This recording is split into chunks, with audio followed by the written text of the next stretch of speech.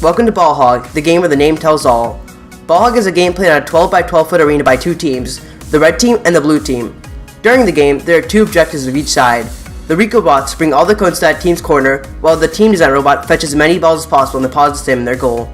At the beginning of each round, there are mixed piles of red and blue balls, with 20 on each side. There are also 4 of the opposing team's colored cones on each side. Ball Hog starts off with a 15-second autonomous period for exclusively the team design robots. During this time, the team design robots must operate without any input from the team's drivers. Although Ricobots can be used, they cannot touch a team design robot or the 2 ball piles closest to the ball goal. At the end of the 15 seconds, the team with more balls will receive bonus points. For the next 45 seconds, the team design robots collect their preset balls, and the Ricobots continue their trips across the field for more cones. After the minute mark, the slide operators can start dispensing balls into the field. These balls will only be colored for their teams, and they will have access to 20 of them. However, only 1 ball can be present on the slide at a time. After the Ricobots finish collecting cones, they can be used to collect balls. At the end of the game, the cones, balls, and autonomous bonus will be added up to find the final score. The game takes place over 7 2-minute rounds, so there will always be a decisive winner.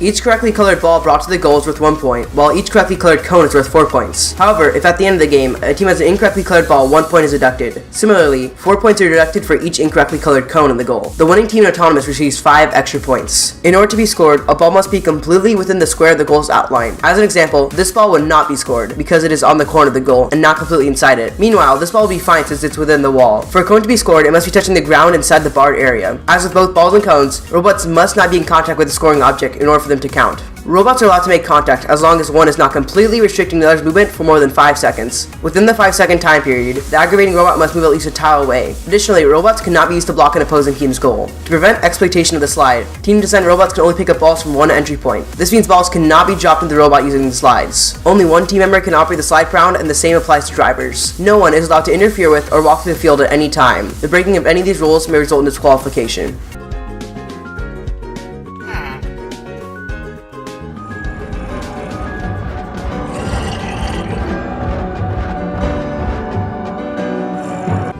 More rules and definitions can be found in the Ball Hog manual, which your team captains have a copy of. Good luck to all crafters participating in the 2018 Rico Games.